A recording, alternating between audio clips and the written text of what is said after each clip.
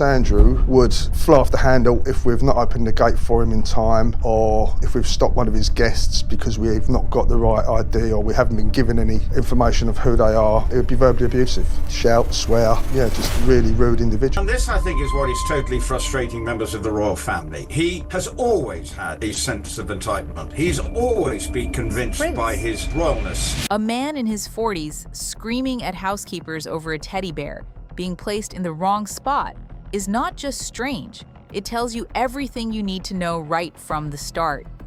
Not because something priceless was damaged, not because staff failed some major duty, but because a stuffed animal was not returned exactly where he wanted it. Keep that image locked in your mind because it colors everything that followed after that. The interview disaster, the denials, the settlement, the arrest, all of it. The pattern was already there. This was a man who seemed to think every room, every person, and every detail existed for his comfort, and a royal household so conditioned to obedience that almost nobody dared to challenge it. Paul Page knows that world from the inside. A young lady turned up, probably about 22, 23 years old, said she was here to see Prince Andrew. He just came in about half hour previous, so we knew he was in, but the footman wasn't answering his phone. There was no way of us contacting anyone up there, so we just politely said to the lady, "We're really sorry, we can't let you in at the moment because we can't confirm you're expected." So she said, "Oh, shall I ring him on my mobile?" So we said, "Yeah, fine." So she rang Prince Andrew on her mobile, and we could hear him clearly. He said, put an officer on the phone. So my colleague took the phone and he said, "Listen to me, you fat lardy ass. Let my guest in immediately, I'm going to come down there." Everyone heard it. The lady went red, apologised, and we just let her in. So after that, obviously, those sort of issues we had with him, we would just let women in, didn't ask questions because we just did not want to grief. He served as an armed protection officer in the Royalty Protection Command from 1998 to 2004. That gave him 6 years inside Buckingham Palace, close enough to watch how senior royals behaved when the cameras were gone. He protected the Queen, he protected Prince Philip, he protected Andrew. And out of all of them, Paul Page says Andrew was the worst. Not merely fussy, not just demanding, the worst. According to Page, he was verbally abusive, quick to explode, and surrounded by a system that kept smoothing everything over so nothing ever really came back on him. On this particular occasion, we went into Prince Andrew's bedroom and his apartments, and on his bed was 72 teddy bears on his bed. And here is where it gets harder to brush off as just bitterness from a former employee. The detail that makes Page stand out is not just what he thinks, it is how exact he is. He described Andrew's bedroom as having around 50 to 60 soft toys laid out on the bed, according to a laminated diagram, a literal printed chart showing where each one had to go. That is the kind of detail that sticks because it sounds too bizarre to invent. And if maids cleaned the room, moved one, and failed to put it back in the exact right place, Andrew would reportedly scream, not quietly complain, not grumble. Scream, nobody invents something like a laminated teddy bear diagram. That is not the kind of story you make up just to get back at someone. That level of detail only comes from actually seeing it with your own eyes. It is oddly specific, almost ridiculous, and that is exactly why it sticks. Because it feels real in a way vague accusations never do. I mean, complaints were made about him. You know, he was a rude, obnoxious, horrible individual, but no one was going to take a complaint to the royal household because he's the Queen's favourite. Now fast forward to November 2019, and suddenly the story takes a turn that made headlines everywhere. Prince Andrew sat down with Emily Maitlis on BBC Newsnight and delivered one of the most talked about interviews in modern TV history. Right there on camera, he claimed he could not sweat due to a medical condition. According to him, it was linked to an adrenaline overdose during the Falklands War. That statement was not random. It was used as a defense against claims that he had been at a nightclub, sweating while dancing with a young woman who later made serious accusations against him. Ghislaine Maxwell, she was a very frequent guest of Prince Andrew. She was a regular visitor. The logic sounded simple on the surface. If he could not sweat, then he could not be the person described in that account. But here is where things start to crack. Paul Page watched that interview, and his reaction was instant. He said he had personally seen Andrew sweat during his years inside the palace. Not once, not twice. Enough times that the claim made no sense to him at all. And according to Page, other staff members were just as stunned, calling the statement completely absurd. But here is the part that actually matters, and most people miss it. She says she met you in 2001. She dined with you. She danced with you. You bought her drinks. You were in Tramp nightclub in London. And she went on to have sex with you in a house in Belgravia belonging to Ghislaine Maxwell. Didn't happen. I have no recollection of ever meeting this lady. None whatsoever. You don't remember meeting her? No. The sweating claim itself has almost become a joke now. That is not the real issue. The real issue is timing and silence. Andrew said that on national television in 2019, while Page had already been speaking about his behavior years before that. People inside the palace allegedly knew that explanation did not hold up. And yet, nobody stepped forward publicly, not the BBC, not the palace press office, not a single major institution brought Page in to challenge that claim in real time. Think about that for a second. It took years before his voice was seriously amplified. It took outlets like ITV and 60 Minutes Australia to push the story further. It took independent platforms willing to give space to someone the establishment had already decided to sideline. My inspector showed me a laminated card, which is in the side drawer of one of the bedroom cabinets, of a picture of these teddy bears, all in situ. Because Page came with baggage, and that baggage made him easy to dismiss.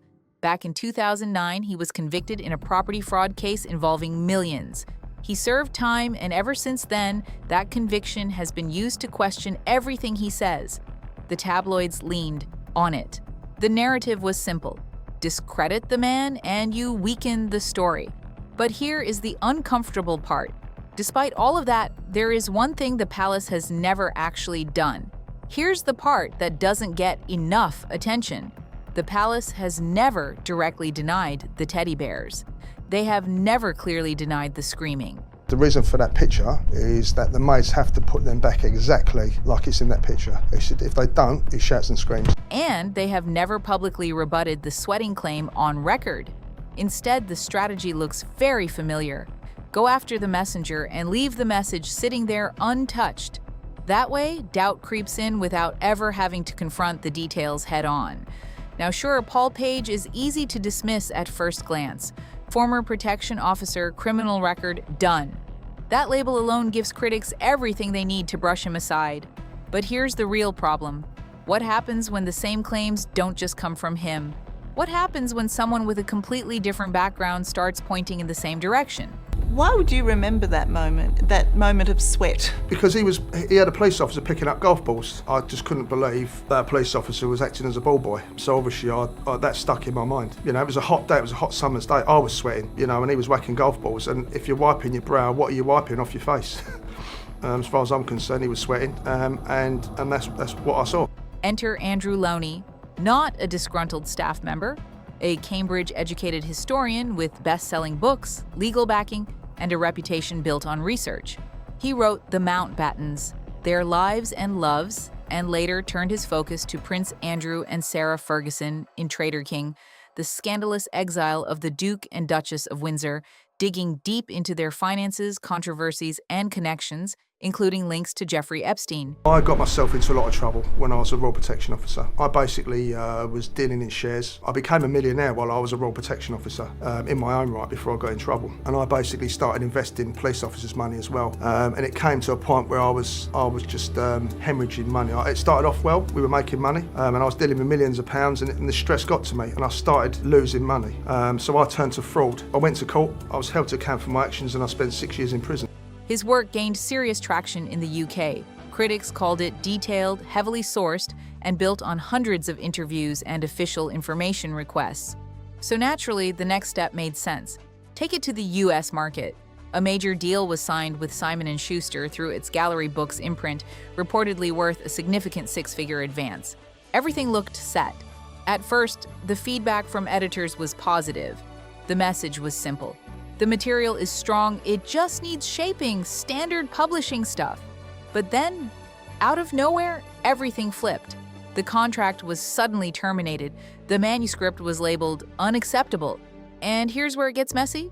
Loney says he was not even given the full revision window his contract guaranteed. Back in 2009 wasn't really relevant to today's situation with Prince Andrew. Over the years, what I said has now become relevant, and so the press started using bits and pieces from what I'd said. So I thought, at the end of the day, it's what I said. I've got to stand by what I said because it's 100% true. So I'm on no revenge mission. I just feel that Prince Andrew has got a case to answer on all levels, including bullying. And I suffered at the hands of Prince Andrew. Young girls suffered at the hands of Prince Andrew, his maids, other police officers and members of staff. But none of this has ever been looked into because people were too frightened. And also it's important for the public around the world to understand, just because you've got a title, and as I said previously, it does not mean that you are a good person.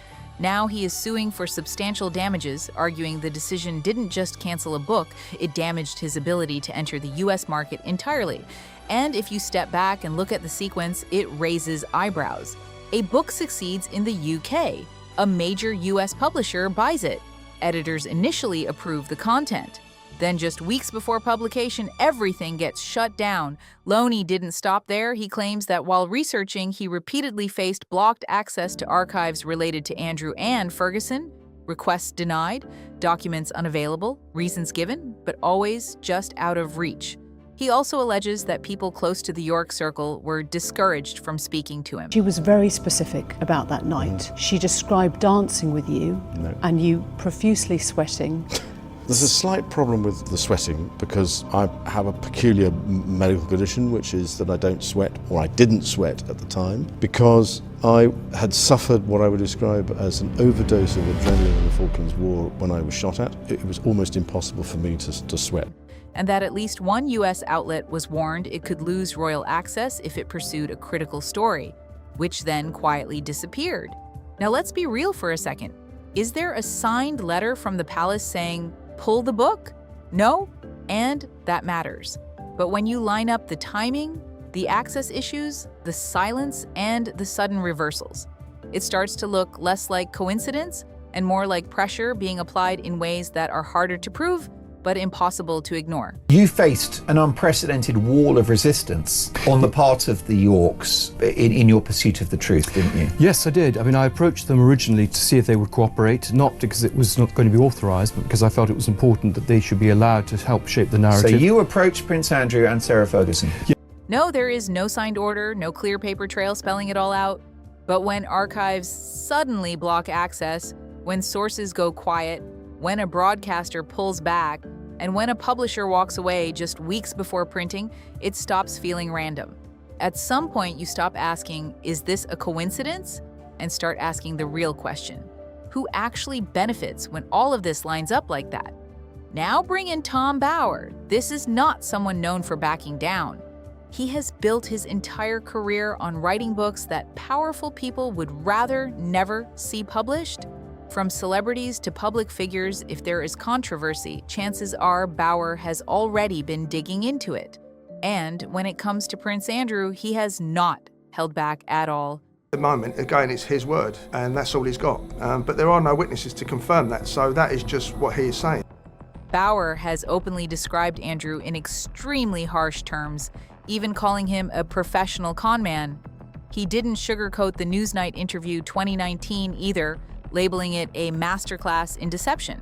And he has gone even further, warning that ongoing developments tied to the Jeffrey Epstein case, along with memoirs like those from Virginia Giuffre, could trigger what he described as a serious constitutional crisis for the monarchy. It took me 4 years of research, and I approached about 3,000 people, about 300 talked to me. And it took a lot of time to get a lot of these people to go on the record, but I think a lot of them were pretty appalled by the way that Prince Andrew and Sarah Ferguson had operated, had got away with it, had been protected by the palace. And I suppose I then got these senior diplomats and naval officers to talk, which was great. But here is the twist. The moment that really took off was not one of those heavy accusations. It was one single line. In interviews and discussions, Bower said, "This is the chapter the palace hoped I would never write." That sentence hit like a spark. It spread across YouTube, across commentary channels, and suddenly people started connecting dots fast. Speculation went wild. Some believed there was an entire chapter that had been removed or softened. Others claimed there was material publishers were too nervous to touch Whether that chapter was cut, rewritten, or is still sitting in Bauer's notes, nobody outside his circle actually knows for sure. But the impact was instant. I do think there's a huge scandal here. It's only going to get bigger. It's not just about financial and sexual misdemeanors. It's, I think, a national security scandal, and we're getting hints of that already. Because that line suggested something bigger, something unfinished, something still hidden. And that is where things start to connect, because Bauer is not alone in raising uncomfortable questions. You have Paul Page, the insider with firsthand experience. You have Andrew Loney, the researcher running into blocked access and resistance. And now Bauer, the investigative writer, hinting that parts of the story remain buried. 3 completely different people. Different backgrounds, different careers, different stakes. Yet all pointing toward the same direction. And when that happens, it forces a tougher question. Not whether every claim is proven, but why so many separate voices keep running into the same wall. I think the worry is that there are more damaging revelations to come, which there are. I have a lot of material which I'm putting into an updated paperback in the summer. I know that there are much more to come out from the Epstein revelations. We're beginning to see them today. And I think we will now get more victims coming forward, and I think more people coming forward with stories. And I think this thing will begin to unfurl. It's going to be really... None of these people are connected. They don't share a publisher, they don't coordinate, and they don't benefit from telling the same story. And yet, they all land in the same place.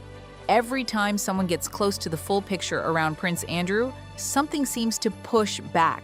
A career takes a hit. A book disappears, access gets blocked. A broadcaster suddenly backs off. You can brush off one person, sure, but brushing off 3 completely separate voices? That takes effort. Now add another perspective into the mix. Paul Burrell spent years inside the royal household. Not on the outside looking in, actually inside the system. He worked closely with Princess Diana and saw how things operated behind closed doors. I've just been able to reveal today that she was actually in touch with Epstein for years afterwards, staying in his flat. How decisions were made, how problems were handled, and most importantly, what really mattered when pressure hit. Burrell has been very open about one thing. The institution comes first, always. He has described a culture where protecting the monarchy as a whole takes priority over protecting any individual inside it. That is not a small claim. That is a structural one. It explains behavior, not just isolated moments. Now, to be clear, Burrell was not Andrew's butler. He was not standing inside Royal Lodge watching specific incidents. But that is not why his perspective matters here. What matters is what he says about the system itself. When he decided to do the interview with Newsnight, he clearly rehearsed how he was going to explain the photograph in the park and everything, and went into that interview with a clear determination to lie, not only clearly about his relationship with Epstein, but also his relationship with Virginia Giuffre and the rest of the things. And what is remarkable is looking at his face as he lies. It is the face of a professional con man, a professional liar. Because when you line it up, it starts to echo what others have been saying from completely different angles. Paul Page talks about a system that shielded Andrew from consequences when staff raised issues. Andrew Loney describes barriers, blocked archives, and resistance when digging into sensitive material. And then there are claims that media outlets were quietly pressured to step back from critical coverage. Different situations, same pattern of protection, and Burrell's warnings go back years before the major headlines ever hit. He spoke about Diana's fears, her mistrust of certain figures, and her sense that things were being managed behind the scenes in ways the public did not see. And my publishers got letters, legal letters, warning them that they were being watched, what they put in the book. I was told that my social media would be monitored, and that their attempts were made basically to intimidate me. Long before Andrew's legal issues dominated the news, Burrell was already describing a system that closes ranks, delays exposure, and keeps things contained until it simply can't anymore. He did not predict a specific outcome. He did not name a future scandal. He didn't have to. What he described was the environment that makes situations like this possible in the first place. And through all of this, one detail stands out. Hoped he could silence everything, but of course you can't, because he is guilty on so many levels, and that is the great problem for the royal family. He is a permanent time bomb. Queen Elizabeth II continued to stand by Andrew publicly for a long time. Even after the Newsnight interview 2019 fallout, even after the allegations became global headlines, which raises another uncomfortable question. At what point does loyalty stop being protection and start becoming part of the problem? After the civil settlement, yes, Queen Elizabeth II removed his official duties. That part is true, but let's not pretend everything changed overnight. Prince Andrew still lived at Royal Lodge. What's your take on everything with the Prince Andrew interview? Well, do you know what? I didn't know him that well. Andrew wasn't in my satellite, and I've never really known him, and that's the honest truth. I feel sorry for the victims of this paedophile. He still had access to the family, and by many credible accounts, he remained one of her favorites for decades. That matters more than people want to admit. Biographers and journalists have been saying for years that the monarchy didn't just react to Andrew's controversies. It helped shield him, access tightened, archives became harder to reach, document requests hit walls. Broadcasters reportedly hesitated when stories got too critical. And here's the uncomfortable part. The Queen didn't build that system from scratch, but she allowed it to operate around her son for far longer than most would have tolerated. Then everything changed. When she passed, that layer of protection didn't just weaken, it disappeared. We've known about this since 2011. Yes, he may have denied it to the Queen, but they certainly knew in the palace, and they monitor everything that goes on. And so for 14, 15 years, there has been a conspiracy of silence, and there's been a conspiracy by many at various levels not to tell the truth, I allege. Suddenly, the tone shifted. King Charles III made it clear the law should take its course. Prince William was reported to be even firmer behind the scenes, pushing to distance Andrew permanently from public life. And then the situation escalated fast. Investigations intensified, warrants were executed, devices were seized from multiple properties. For the first time, legal pressure, media scrutiny, and institutional distance all lined up at once without anyone stepping in to slow it down. Is the Duke of York. This is the royal family, willingly going onto TV and lying to the world about his relationship. And there was no compulsion for him to do it. We are really approaching, in my view, that along with Prince Harry and all the rest of it, a major constitutional crisis. Now let's be clear, because this is where people jump to wild conclusions. There probably isn't some single secret document locked away that explains everything. That is not how reality usually works. What mattered more was something quieter, but more powerful. Knowledge built over decades. The Queen knew her son privately, his behavior, his temper, the relationships that raised eyebrows. And time after time, the choice seemed to be protection over exposure. That is not a hidden secret. That is a pattern of decisions made repeatedly over years. And it lines up with what others have been saying from different angles. Staff noticed, authors ran into barriers, insiders spoke up. The difference now is simple. People are finally paying attention. By early 2026, everything reached another level. National Crime Agency became involved as part of a serious investigation. Authorities seized hard drives, laptops, phones, and documents from properties linked to Andrew. I spent 5 years trying to get access to this sort of information, and I think committees in the House of Commons should be looking at a proper investigation into Andrew's time as a trade envoy, because he was helped and abetted by a whole series of people. I would like a lot of people who wouldn't talk to me for my book. Legal experts began comparing the situation to the scale of the abdication crisis of 1936. That is not casual language.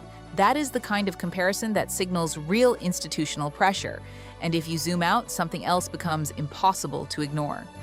For years, people like Paul Page, Andrew Lowney, Tom Bauer, and Paul Burrell were all saying versions of the same thing, each from a different angle, each with different risks, and each one dismissed in their own way. Page was labeled unreliable, Lowney faced publishing setbacks, Bauer was called sensational, Burrell was brushed off as gossip. It worked for a while, that is the key part. It worked until it didn't, because now the same story they were pointing to has moved out of speculation and into formal investigation. The idea of a man acting like rules did not apply to him, supported by a system that kept things contained, is no longer just commentary. It is being tested under legal scrutiny. What comes out of those seized devices? Nobody knows yet. And that uncertainty matters because this story is not finished, not even close. But one thing is already clear. For over 20 years, people close to Andrew's world tried to speak. And for just as long, the system around him made sure those voices stayed on the margins. They were called liars. They were dismissed. They were ignored. Turns out they might not have been wrong. They were just early. If you want breakdowns like this as the story keeps unfolding, subscribe and stay locked in, because what comes next could change everything.